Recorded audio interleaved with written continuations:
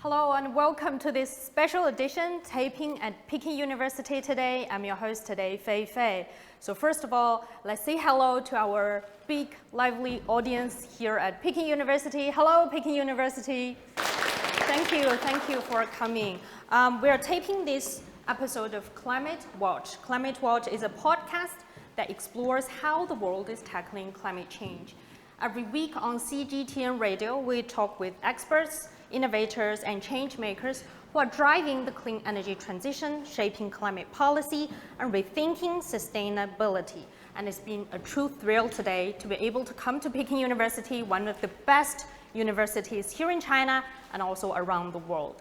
This is also the place I'd like to remind our listeners that new ideas emerge from clashes of perspectives multiple times across modern Chinese history. So at this critical moment of our time, when extreme weathers are pushing many societies to their limits, we come to Peking University. And over the past 2 weeks, I guess a lot of you have paid attention over the news that world leaders, policymakers, scientists, and many young people like our audience here today gathered in Belém, Brazil for COP30. They discussed the future of our humanities facing the rising climate risks. And there are a lot of big topics. They talked about adaptation, mitigation, energy transition, just transition, youth development, so on and so forth. But what comes out of these meetings and discussions can be very complicated with a lot of information and difficult to navigate. So that's why we have this lineup of experts today to help us to navigate all the important topics being discussed at COP30. And also, I'd like to remind our audience and also our listeners that this episode of Climate Watch is in collaboration with Peking University's Institute of Carbon Neutrality and its Beyond Climate Dialogue program, which aims to build bridges across disciplines and open new possibilities for a regenerative future. So first of all, let me introduce you our guests today. First of all, we have Professor Zhang Haibin, Associate Dean and Professor at the School of International Studies. He's also the Deputy Dean of the Institute of Carbon Neutrality at Peking University. He is also a member of China's National Expert Panel on Climate Change and also been deeply involved in international environmental negotiations for many years. So in my own words, he's basically one of the brains behind our climate and environment policymaking here in China. Welcome, Professor Zhang. Thank you. And also we have Dr. Wang Binbin, research professor and founder of the Climate Future Global Innovation Lab, or also called C-Force Lab at the Institute of Carbon Neutrality at the university. She also the initiator of the Beyond Climate Dialogue program. We are working together today. She's followed the UNFCCC process since 2009, and now she focuses on accelerating bottom-up action and global joint efforts toward a net zero future. Welcome, Binbin. And lastly, we have Dr. Khalid Hameed, postdoctoral researcher at the Beijing Jinhua Agricultural Science and Technology Innovation Center. His research focuses on how climate change impacts plant growth and development. Hello, Hameed. Since this edition of Climate Watch is working together with Dr. Wang Binbin's Beyond Climate Dialogue, I'll firstly give the floor to Binbin. You know, COP30 just wrapped up in Brazil, and this being your 15th time participating in COP meetings. So how have the past 2 weeks or 10 days been similar or different from your past experiences? So thank you, Fei Fei. And my first COP is in 2009, COP15. That time is in Copenhagen. What I want to say, because you want me to compare with the COP just finished. So before I participate COP15 in 2009, there are still a strong debate in China whether climate change is a hoax of US, whether climate change is real or not. And so to convince myself, I visited Gansu province, north of China, and in a small village, I met a farmer. And he said, I just checked with him, do you hear about climate change? Because at that moment, for myself, it's my first time to really reflect on what climate change is. So I have no expectation on his response. But the farmer said, yes, I know. Because in Gansu, usually it's 9 droughts in 10 years. But in this decade, 10 droughts in 10 years. And because I plant the corn here, and there are no rain in spring, and this year there is a snowball destroy everything. So climate change impact my livelihood. At that moment, I understand climate impact is real in China. So this is also the point, support me to continue this track, follow the global climate governance to see what happened and how we can address climate change together. So when I was in Copenhagen, I witnessed what happened there, and it's really, although at that moment a few discussion in China about climate change, not as popular as nowadays. But in Copenhagen, I found it's a global campaign already. And so many people gathered in that small city and discuss climate change and also to see how to combat climate change together. And so I think, oh yes, it's a true problem in China and also very popular topic around the world. So when I came back, I cooperate and support the Chinese government to open the dialogue with the multi-stakeholders to see how to push this kind of cooperation, work on climate change, and also conduct the pilot in small village to see how to combine not only like mitigation, but mitigation with adaptation and poverty reduction together. Because at that moment, around 2009, China followed the global track. So only focus on mitigation, but China also impacted by climate change. So this is the point. How can we adapt to climate change? I'm sure Mohammed will have a lot of common sense with me. And so how to help the vulnerable people to address climate change? So this kind of pilots, we made a lot of development and also contribute my cent to the China's national adaptation strategy. And then I participate COP21 in Paris 10 years ago. That was the big one, where the Paris Agreement. Yes, and I witnessed, I think I witnessed the brightest side of global cooperation.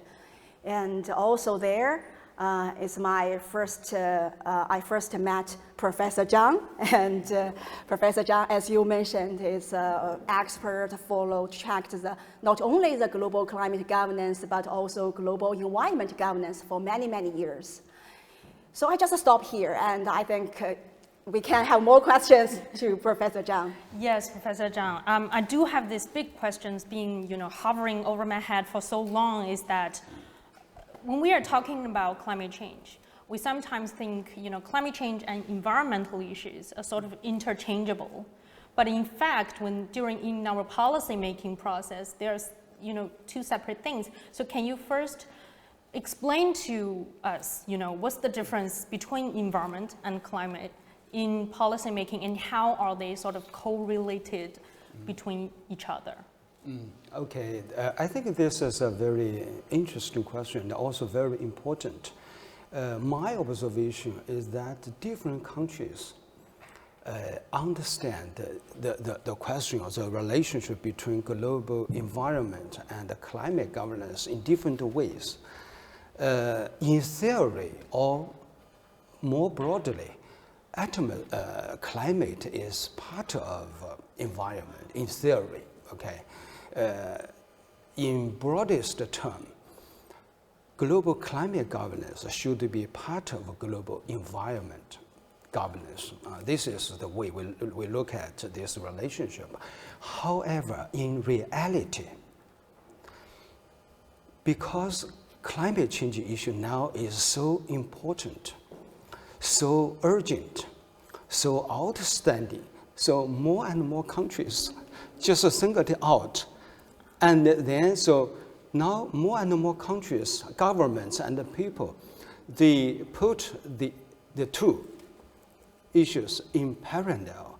But in theory, I would argue that actually it should be part of global environment governance. Therefore, now we say China now is going to participate, contribute to global climate governance, and then we add environment and climate. So, I mean, this is a very interesting question.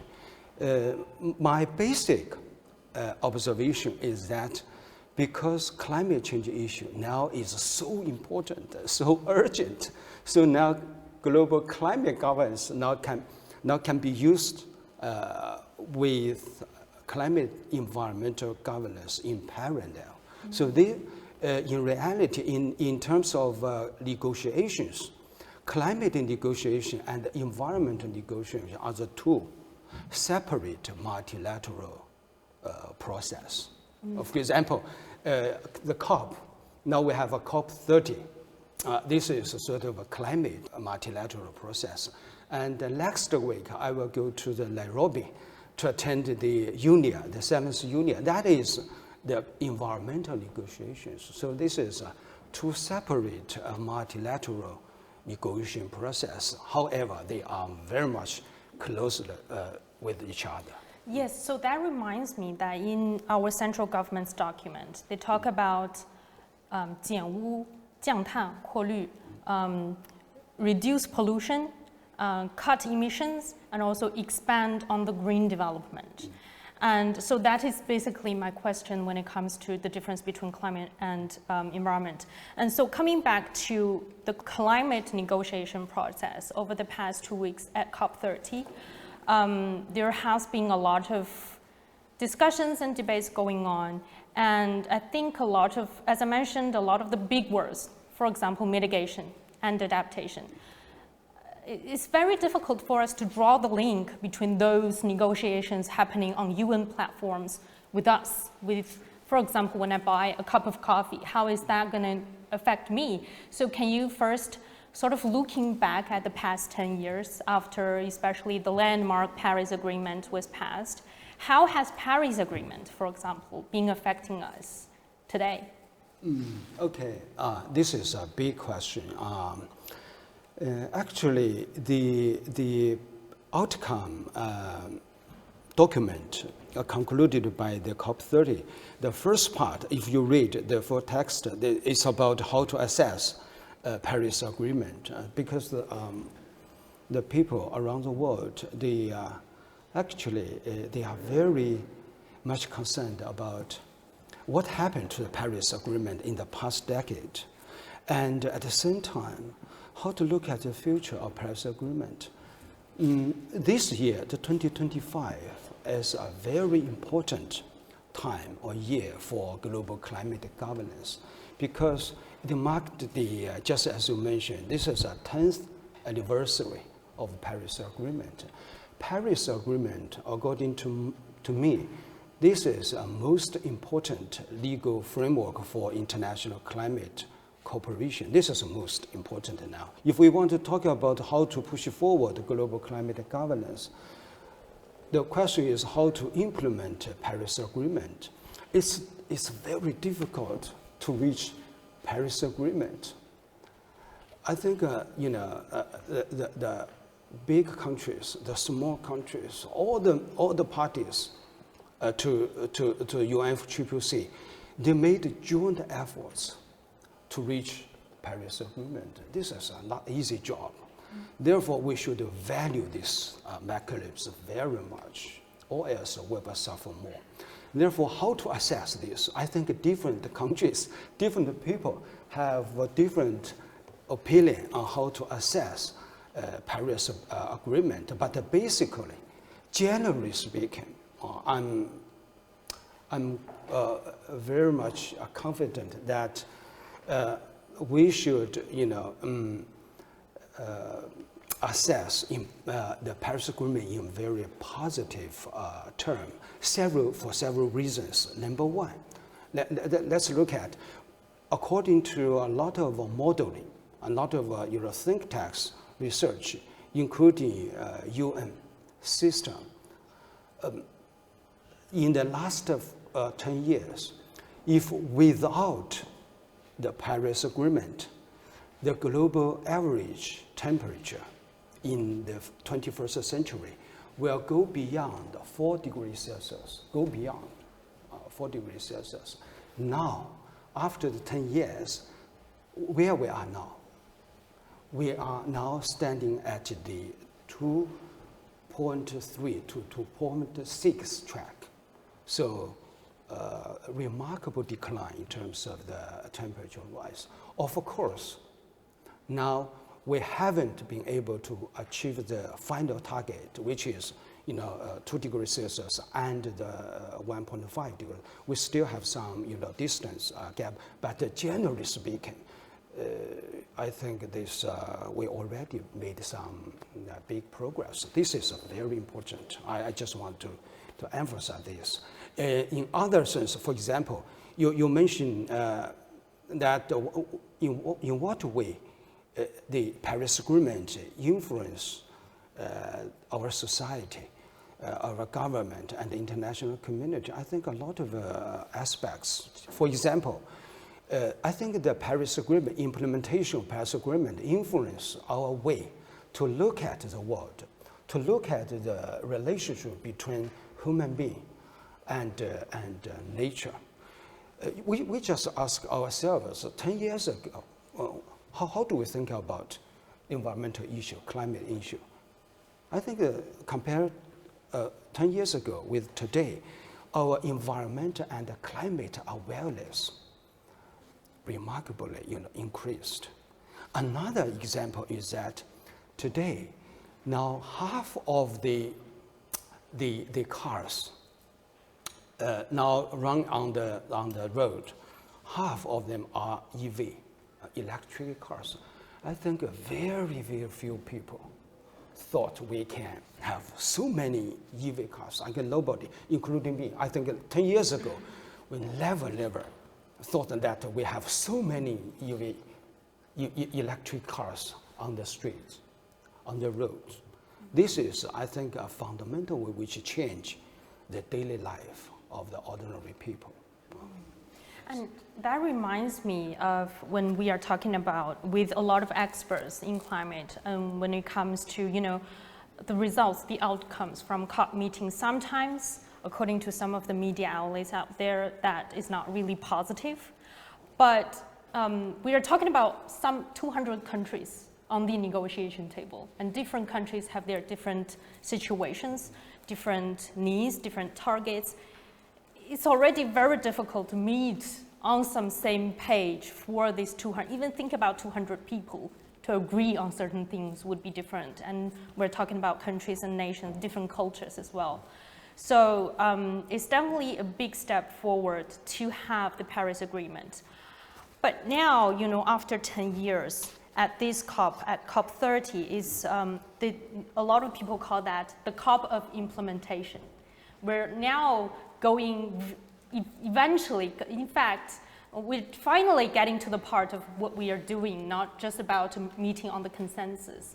So looking ahead, for example, for the next year or 10 years, what do you see of the ways or the challenges or the roads ahead for us to, what is the top job for us to do first of all? What do you think? It seems to me that now, after the COP 30, and we have very strong feeling and observation that this COP, the basic objective or the target is how to facilitate and accelerate the implementation of the Paris Agreement. because the previous, since the Paris Agreement was reached in 2015, a lot of years, the following years are spent on how to, finish the articles and the regulations to, to Paris Agreement. So in the previous years, we spent a lot of time on how to, negotiate the regulations and the articles, the mechanisms. So finish, for example, the Article 6, how to, finish the negotiation. Article 6, it's about the carbon market. So now all these things are finished. So for this year, it seems to me that we now will focus on implementation. Just the words, the articles, the regulations, the rules, already, the negotiation already finished. So from now on, we will focus on the implementation. From, focus on actions. Just as the Brazilian President Lula, at his opening ceremony for this COP30, he emphasized that now implementation and actions are most needed. I totally agree with him. So looking into the future, I think the words, ambitions, objectives, very important. But what's more important, ladies and gentlemen, I would argue that action and the implementation are more important than the ambitions, than the objectives. Of course, this is, I'm not saying that ambition is not important. What I want to say is that action is more important than words, than the ambitions. I want to follow up on the implementation. What do you see of the, the final outcome from COP30 is called the global Mutirão. Sorry, it's a Portuguese. It's been challenging for me to pronounce that, but means joint efforts in English. So what do you see are the points that stand out to you, Professor Zhang, in this document? I read through the full text of this document, which is entitled Global Mutirão. One of my deepest impression is that cooperation, international climate cooperation, is extremely important. So, because I remember that the document used the word, the urgent response to climate change, the urgent. This is an urgent crisis, so we need to make an urgent response. Nowadays, I think several things we should, bear in mind. Number one now is geopolitical tensions is rising up. This is reality. The power competitions, and at the same time, we can see that U.S. withdraw from Paris Agreement, and for COP30, U.S. For the first time didn't send the delegation to the COP. This is the first time in the last 30 years. And the US is a very influential actor in global climate governance. The absence of US, no matter you like it or not, of course exert a negative impact on global climate governance and international climate negotiations. Therefore, just under this context, in this, the relationship, the overall international relations is not very much favorable to international climate corporations. So this is a reality we have to admit and recognize this. And how to push forward, how to go ahead. I think that we have a lot of ways. For example, I think that developing countries, now we talk a lot about global south, and China and other developing countries, they express a very strong political will in this COP30. They are united. They work together, send the world a very strong signal that multilateralism still working, Paris Agreement still working, and international climate cooperation still working. I think the message I got from the COP30 is very strong, very strong. That increased my confidence in the future of global climate governance. At the same time, what's more impressive to me is that by this, the joint effort you mentioned by all the parties, that is 194 parties except US, all the parties express their commitment to push forward low carbon and green development. So this journey, this direction I got is that this is irreversible. The world already, taken that direction and will not be reversed. These two signals, I think, from the COP30 is very impressive to me and increase my personal confidence in the future of global climate governance. We have difficulties nowadays, but we have more resolutions. We have more political will to unite, to get overthrough this difficult time. And I think that we may make more joint efforts. And since Professor Zhang mentioned, this COP is a big COP for the global South countries, for developing countries. And that's why we also have Dr. Mohammed and Hameed joining us. He's from Pakistan, and his work also focuses on the intersection of climate change and also the agriculture sector. So I would like to pose this question to Dr. Hameed. This COP is also a big COP for adaptation. That means, yes, we have climate change, and how do we live with the changes? How do we live with the rising climate threats? So can you first tell us, how is your research been telling you on how climate change affects our agriculture sector? So thank you for giving me this opportunity. I would like first introduce the climate change and the environment. Like Professor mentioned that the climate is for long change. It is not for the short term. But the environmental change, it is a short duration changes. So everything which impact for the long term, it definitely impact a lot of aspects. So in my study, I have studied on the plant and the agriculture sector. So I have seen that it impact a lot of the agriculture sector, especially it drastically changed the climate intercropping pattern, one thing. The other thing, it also changed much variation in the temperature. On the temperature, it impact badly for the production. And it also impact a lot of the disease because temperature variation much existing in all the countries. Due to that, it is reduction of the production.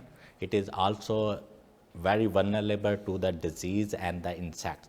Due to that, it is a very big challenge, loss of a lot of the food security.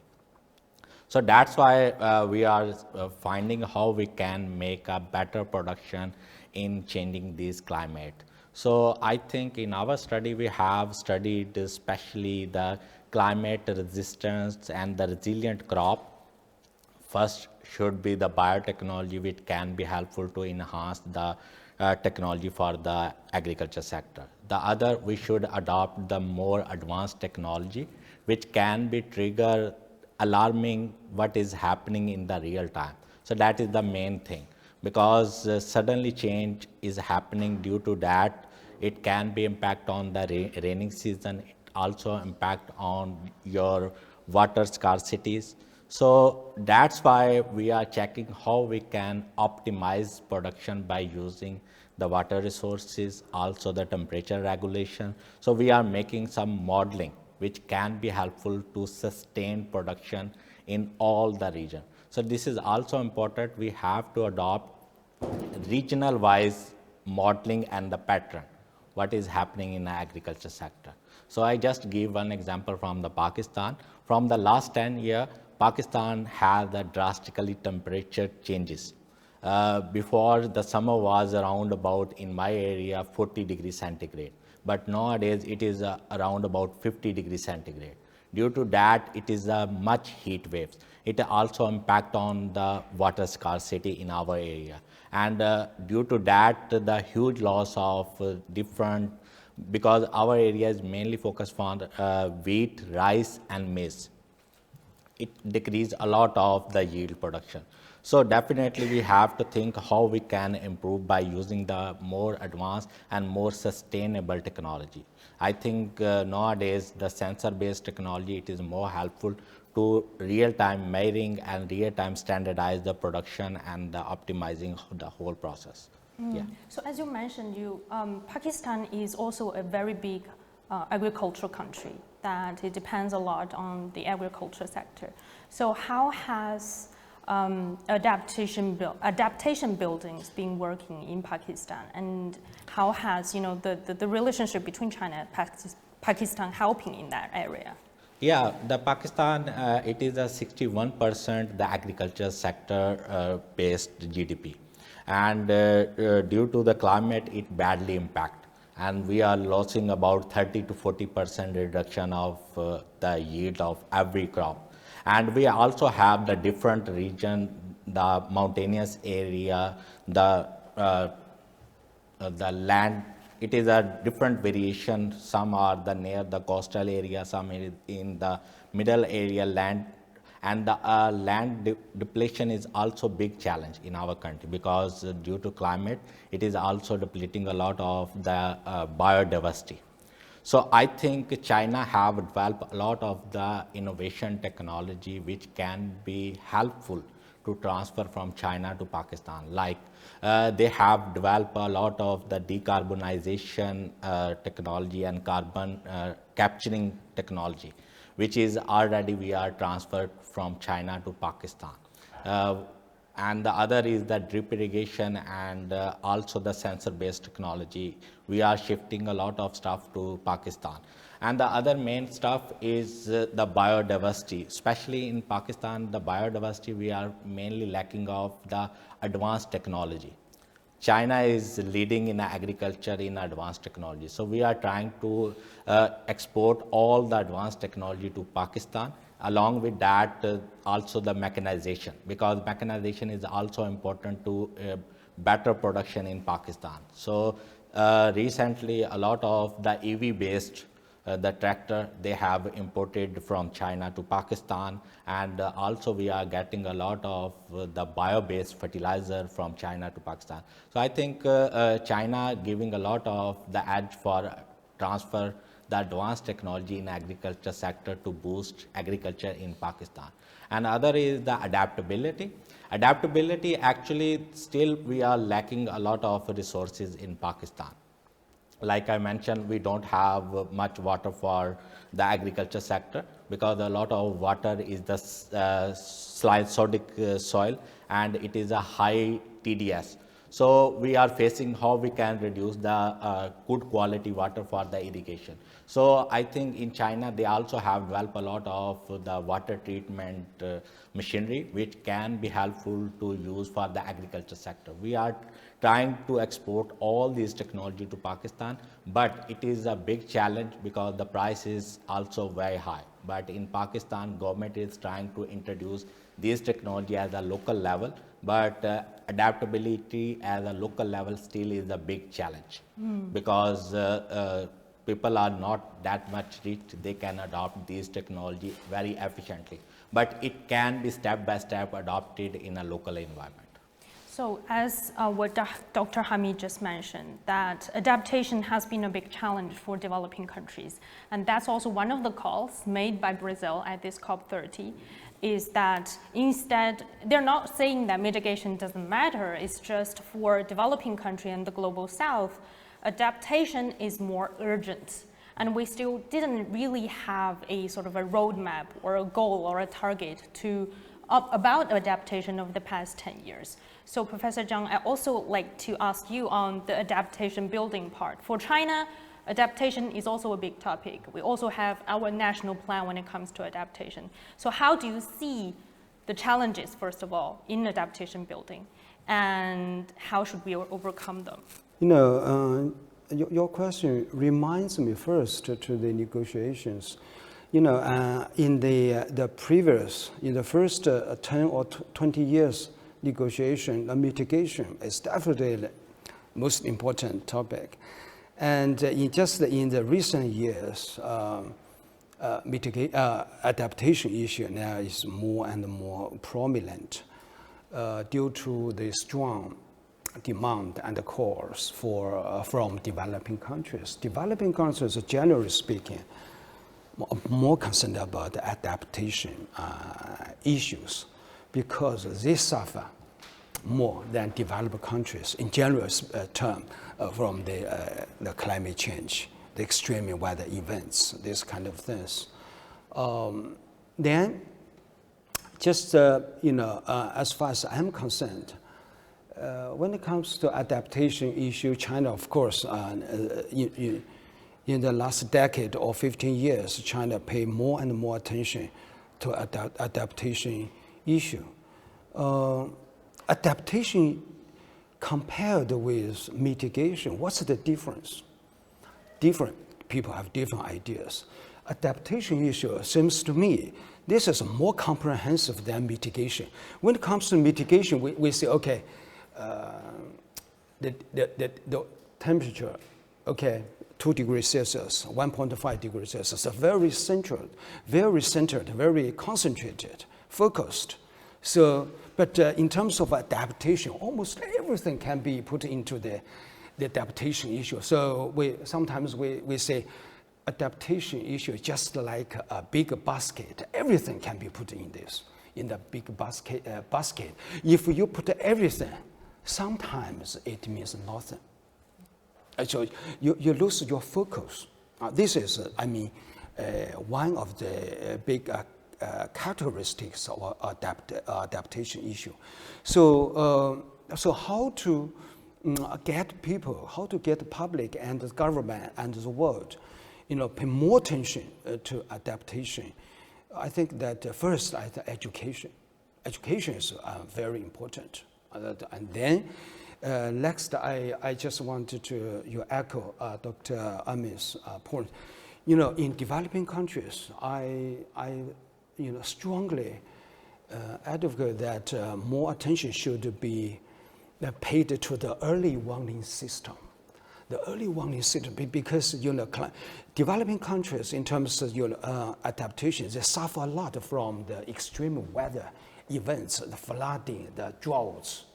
But if we have a very the good early warning system, we can share this information, the data with the people, so that they have more time to prepare. The government or the people, the public, have more time to prepare for the extreme weather events. Sometimes they withdraw from this area, or they can find other alternatives. Therefore, I think in terms of adaptation, the first step, I would argue that we establish an early warning system. Now, China already established a nationwide early warning system. And now we are sharing this technology with Pakistan, with Ethiopia, African countries. This is very important. So in a challenge, I would say, this has much to do with this nature of adaptation. So we should focus on the education, educate people, including government officials. They're more focused on the adaptation because generally speaking, the more loose, more comprehensive. It's not easy to get focused. That's my observation. And since you mentioned, also want to check with you with one point. As you mentioned that in international cooperation, China is working with a lot of developing countries. And this year at this COP, there is a very big call among a lot of countries to hope China to take the leadership role in climate governance. So how should we understand that role? Can China be the leader in climate governance? My observation is that China so far doesn't use leader or leadership to describe its role. We say we are at the driving seat. We are torchbearer. we bear the torch. But we never, so far, we never use leader or leadership to describe China's role in global climate governance. However, no matter what phrase or words you use to define China's role, my observation is that China is going to play more and more important role in global climate governance. Because I heard a lot of suggestions because now U.S. withdraw from Paris Agreement, from the global climate governance.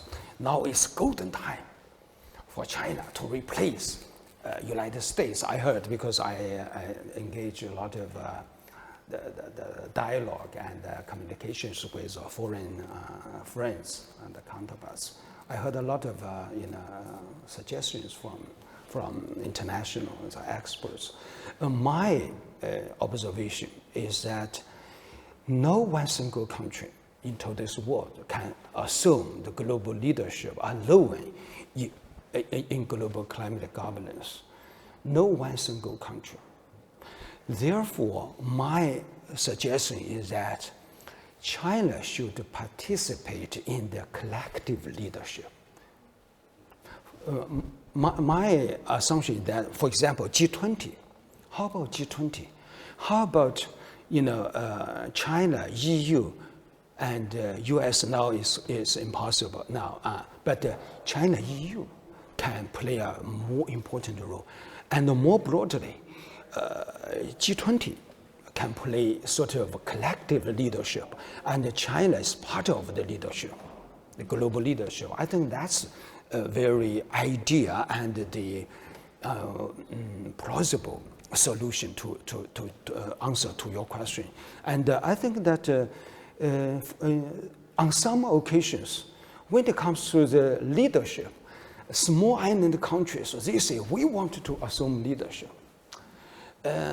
So I think we can just say China is going to play, because many other countries want to assume leadership, global leadership. We cannot overlook these voices. Therefore, I think China is willing to be part of global leadership, no matter how you define the global leadership. This is the way I think China approach the global climate governance, make contribution to global climate governance. I think that's the correct way and the practical way to assume its role. So what I get from you, Professor Zhang, is that you're sort of proposing a change of mindset, really, in thinking about diplomacy or governance in climate, is that we shouldn't be relying on one country or one force, really, in the world, but really to look at the material, the joint efforts. So I want to check with you too. Let's start with Dr. Hameed on what do you think of this material, these joint efforts, these joint leadership roles that countries take at? I think the joint leadership or joint, the better word it can be the joint integration technology or integration adaptability. That is more better word. Because if we have to insist the specific type of the policies or the adaptation in a particular region, so we have to work together, especially what is happening in that type of region, what is the climate, what is the cultural difference, how they can adopt these type of technology. That is more important. Like the previous I mentioned in Pakistan, the adaptability, it is a still challenge in Pakistan. But first we have to educate them, like a professor mentioned, we have to educate the people. This is the main concern. And after education, how we can make the adaptability, it should be on the small batches. It cannot be utilized on the large scale at the once. We have to adapt one place, then we can make a set example. We can show the other people. This is adaptability, how we can reduce this particular region, the climate adaptability. This is their advantages, this is their pros. So in this way, we can think about for the education and adaptability in the other region.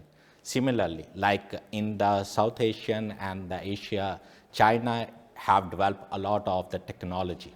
So right now we are inviting a lot of one road, one belt countries. So they are checking what they have achieved inside the China. So in this way, they can think about this is the technology, this is a low emission carbon, these are the very good technology in terms of climate reduction. So after that, they can adopt more easily as compared just talking about and say you should follow like this way. I think this is a more better way to educate and adopt these technology to the other countries. And Binbin, what's your take on this joint efforts role that maybe it shouldn't be one country's responsibility? Yes, just now you mentioned it's a kind of a mindset shift. I would like to say it's a paradigm shift. When we talk about leadership, behind this kind of words, there is a traditional mindset. Someone should, stand on in front of all of us. Yeah. If we think in this kind of a mindset, then if this one didn't play a role as expected, then everyone will show finger on this country. And then the country will try to explain, but more blame will come on. So it's a kind of, if you didn't do well, you take all the responsibilities. But the fact is, climate change is our common challenge. No one can be left behind the scenes, so it means that everyone should count me in. Otherwise, if you only expect, you should take the leadership. Oh, if US cannot, why China? Oh, how about EU? Oh, how about Global South? Then we always, fell into this kind of old discussion. And it's also a kind of very passive narrative. So how can we step out from this kind of old narrative? And this is the first point. Like, count me in should be the principle. And in China, we have an old saying, 和而不同, which means that harmony in diversity. And in the climate discourse, it's common but difference, CBDR. Yeah. So it's very important to, now every state just respect each other. Yeah, like Pakistan, you have your own culture, you have your own roots, and you also have your own strength. Yeah, I think it's a timing for us because we named this session as tipping point. So it's a timing for everyone to stop, show fingers to others or show expectations to other countries. But really think, oh, what I have. There is a story, an old story, like there is a beggar sit on a box and he begged for everyone, please give me some money or everything you have to help me. And then someone said, oh, there is a box. You just stand on the box. What's inside?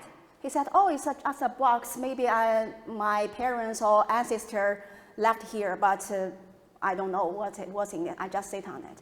So why not open it? And when the beggar opens the box, there are golden coins. So I think it's a very good metaphor to help us to reflect what we have at hand.